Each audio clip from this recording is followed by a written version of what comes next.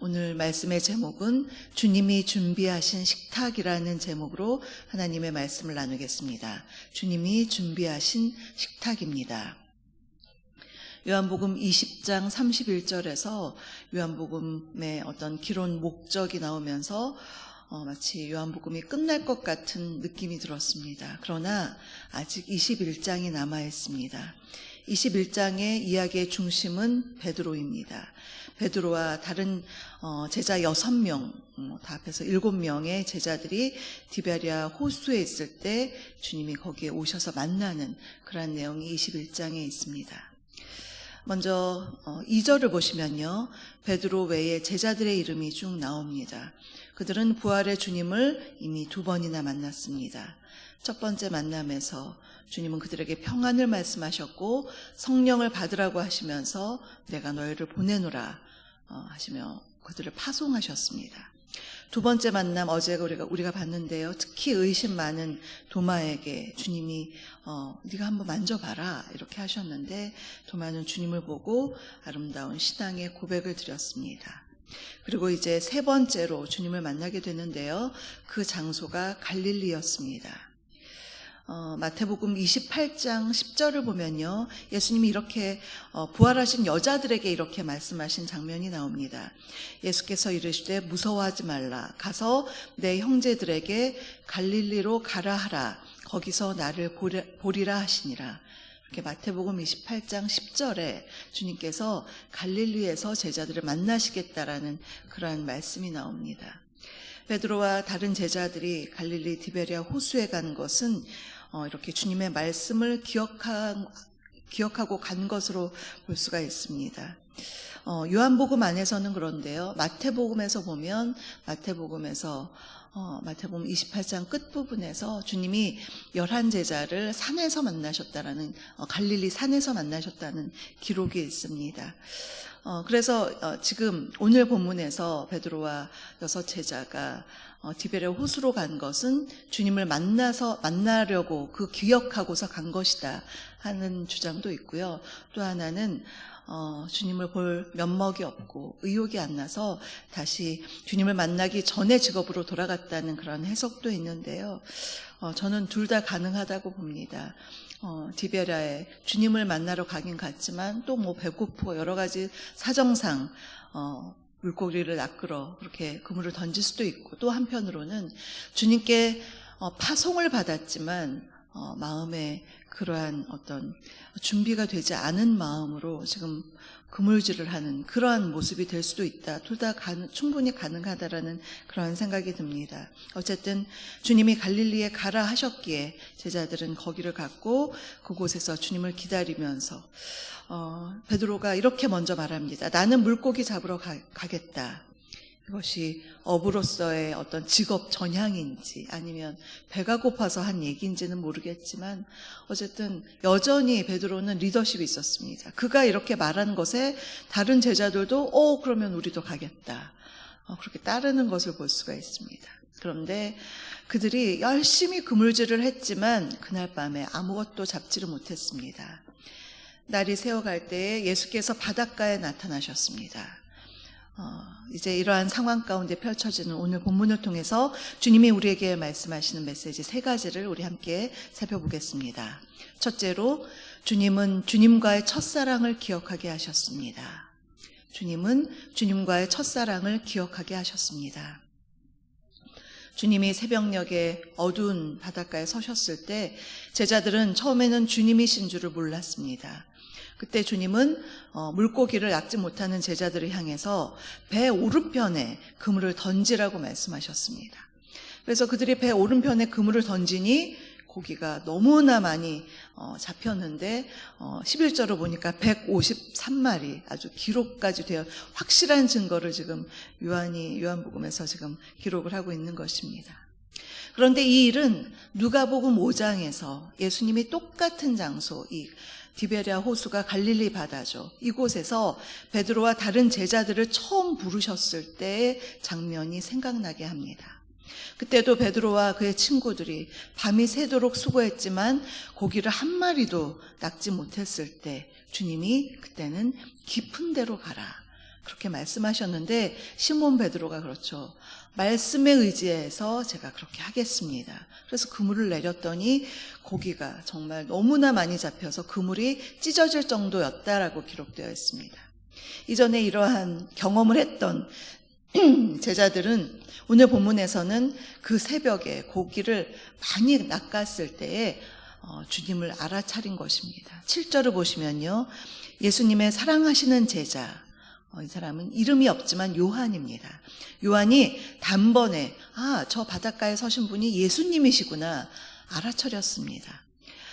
그리고서는 이제 주님이시다 그렇게 소리를 지르니까 베드로는 겉옷을 이제 급하게 입고 그 바다에 뛰어내려서 주님을 만나러 갔습니다. 그러면 지금 주님께로 가고 있는 베드로의 심정이 어떨까요? 그는 분명히 부활의 주님을 2번이나 앞서 만났습니다. 그러나 지금까지의 기록을 보면 주님과 베드로의 개인적인 만남, 개인적인 대화의 내용이 없습니다. 아마도 베드로는 예수님의 얼굴을 볼 면목이 없었을 것입니다. 주님을 3번이나 부인했는데 그것도 아주 강하게 부인을 했죠.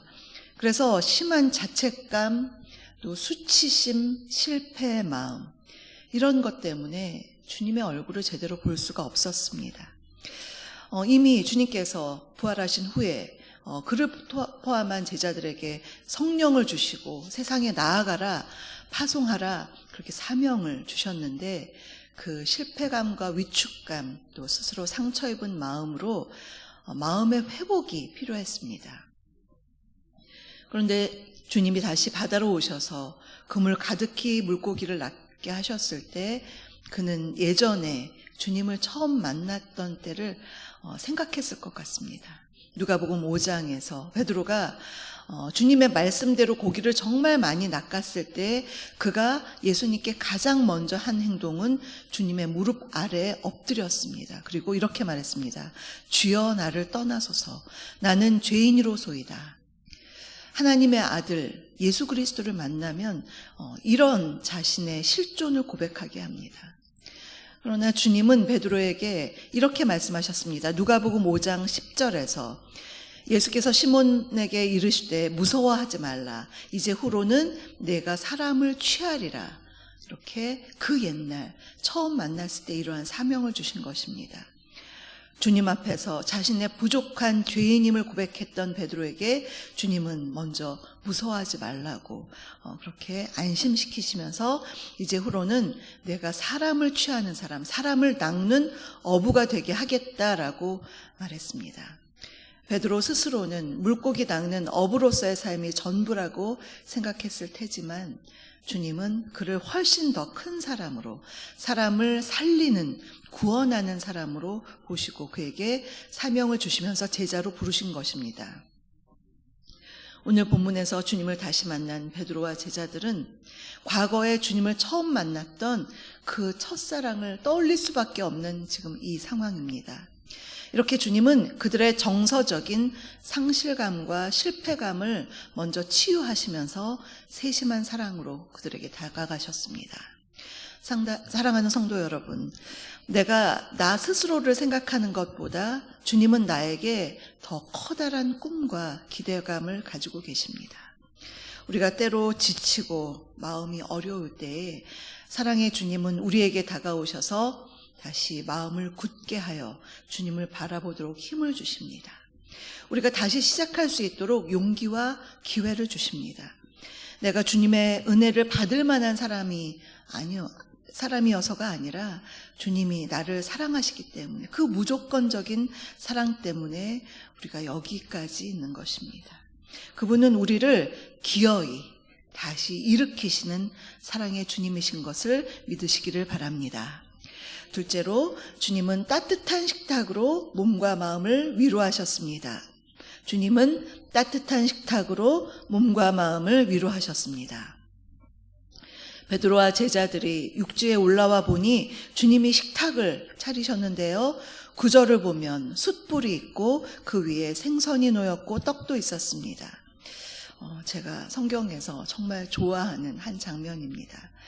우리 주님은요, 우리의 영혼육을 다 사랑하시고 돌보시는 분이십니다. 혼과 육은 돌보지 않고 오로지 영적인 일, 사명만 주시는 그러한 주님이 아니십니다. 본문에서 주님은 베드로를 보고서는 이렇게 얘기하지 않으시, 너 나를 왜 3번이나 부인했니? 그때 너 왜 그랬니? 이렇게 책망하지 않으셨습니다.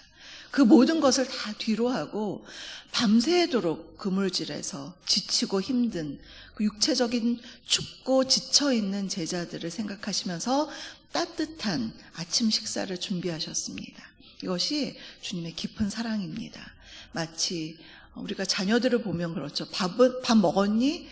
인사말이죠. 항상 걱정하는 부모의 마음이죠. 그 부모의 마음으로 주님께서 이렇게 준비하신 것입니다. 한번 이렇게 상상을 해보면요, 예수님이 식탁을 준비하시려고 이렇게 팔을 걷어붙이고 제자들이 막 잡은 생선 가져오라 해서 숯불에 생선 올려서 노릇노릇하게 아주 맛있게 굽고, 또 떡은 주님께서 친히 준비하신 것입니다. 친히 준비해서 가져오셔서 12절에서 이렇게 말씀하셨습니다. 와서 조반을 먹으라. 주님이 말씀하신 이 첫 마디, 너희들이 지금 춥지? 빨리 먹어. 이 따뜻한 말씀입니다. 우리가 음식 따뜻하게 먹고 배가 부르면요, 마음까지 든든해지죠. 주님은 그들의 지친 몸과 마음, 상처난 영혼을 치유하시고 친히 준비하신 식탁으로 그들을 어루만져 주셨습니다. 3번째로 제자들에게 새로운 미션을 주셨습니다. 제자들에게 새로운 미션을 주셨습니다. 오늘 본문 다음에 나오는 그러한 구절들을 쭉 보시면 여러분들이 잘 아시는 베드로와의 그러한 주님과의 대화가 나옵니다. 주님은 베드로에게 새로운 사명을 주셨습니다. 사명을 준다는 것은 그를 믿기 때문에 주는 것입니다. 베드로가 주님을 3번이나 부인했지만, 주님을 모른다고, 믿지 않는다고 부인했던 베드로였지만, 주님은 여전히 베드로에게 기대감을 갖고 계시고 베드로를 믿어주신 것입니다. 상대방을 사랑하는 여러 가지 방법이 있지만 상대를 믿어주는 것, 이거 참 큰 사랑입니다.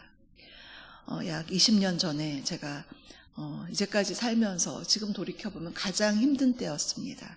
그때는 모든 것이 절망스러워서 눈물로만 세월을 지내고 있었을 때, 지금은 다 하늘나라에 계신 저희 부모님, 아버지, 어머니 다 그분들이 그 당시에 살아계셨죠. 그때는 저에게 참 큰 용기를 주셨습니다. 어떻게 보면 참 실망스러울 수도 있을 텐데, 자녀가 너무 힘들어하면 걱정만 하고 계실 것 같은데, 제가 부모님 집에 찾아가면 항상 저희 아버지 하시는 멘트가 있습니다. 이렇게 안아주시면서 아이고 내 새끼야 이러면서 안아주십니다. 그러면서 힘들어하는 제 얼굴을 보면서 이렇게 말씀하셨습니다. 소윤아, 나는 너를 믿어. 하나님이 계시는데 뭐가 걱정이니? 우리가 기도하고 있자니 힘을 내라. 그렇게 항상 용기를 주셨습니다. 그 말씀이 아직도 마음속에서 잊혀지지가 않습니다. 나조차도 나를 믿을 수 없을 그때에 부모님이 나를 믿어주신 것, 큰 사랑 때문이었습니다. 어쩌면 그 사랑이 저에게 용기를 줘서 그 이후에 신학을 공부해서 이 자리까지 있게 하신 것이 아닌가, 그런 생각도 해봅니다. 믿었지 못하다고 보통들 그렇게 많이 말하죠. 내가 너 그럴 줄 알았다, 이렇게 말하죠. 그런데 누군가 나를 믿어주는 한 사람만 있으면 우리는 살아갈 용기를 가질 수 있는 것입니다. 우리에게는 그분이 계시죠. 주님이 계시죠. 나를 믿어주시는 분, 나에게 오늘도 용기를 주시는 분, 그분이 계십니다. 본문에서 시르와 수치심으로 가득 찬 베드로에게 주님은 그를 믿어주시면서 이전의 사명이 사람을 낚는 어부가 되게 하겠다, 구원에 대한 사명이 있었다면, 이제 2번째 사명은 주님의 양들을 치는 목자로서의 사명을 주셨습니다. 내 양을 먹이라, 내 양을 치라, 내 양을 먹이라, 이렇게 3번 말씀하시면서 목자로서의 그런 목양의 사명을 주셨습니다. 베드로가 쓴 베드로전서 5장 1절부터 4절을 쭉 읽어보면요, 거기에 양무리를 치는 그러한 목자의 자세가 나와 있는데요, 3절 하반절에 이렇게 되어 있습니다. 너희는 양무리의 본이 되라. 그리하면 목자장이 나타나실 때에 시들지 아니하는 영광의 관을 얻으리라. 참 귀한 말씀입니다. 우리 주님을 목자장이라고 했습니다. 본문에서, 지금 오늘 본문에서 베드로가 받았던 그 목자의 사명, 그 목자의 사명을 가지고 그가 얼마나 분투하며 사역을 했을까, 그리고 그 경험을 가지고 이제 다른 목자가 되는 사람들에게 권면하고 있는 것입니다. 목자장이신 주님의 뜻을 따라 그렇게 사역을 하라, 그렇게 권면을 하고 있습니다.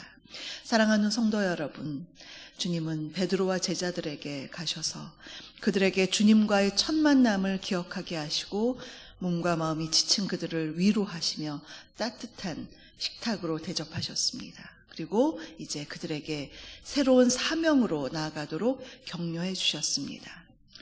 우리도 우리의 삶을 보면 때로는 지치고 낙담할 수도 있고 주저앉을 때도 있지만 주님은 여전히 우리를 믿어주시고 다시 용기를 주시고 기회를 주시는 주님이십니다.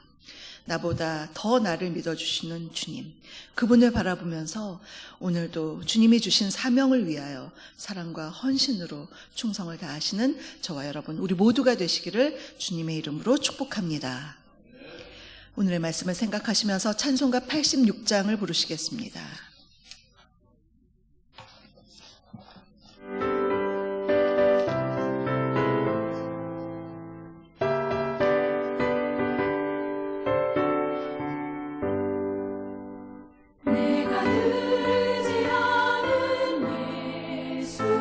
나의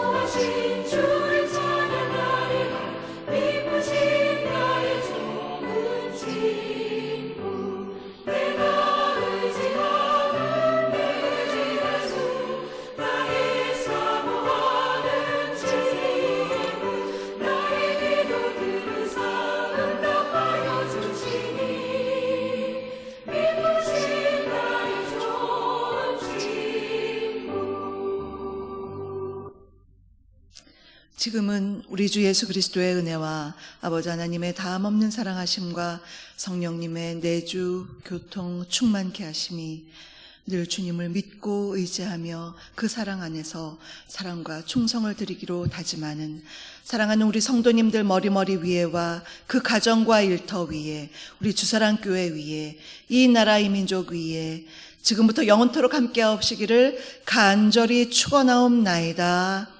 아멘.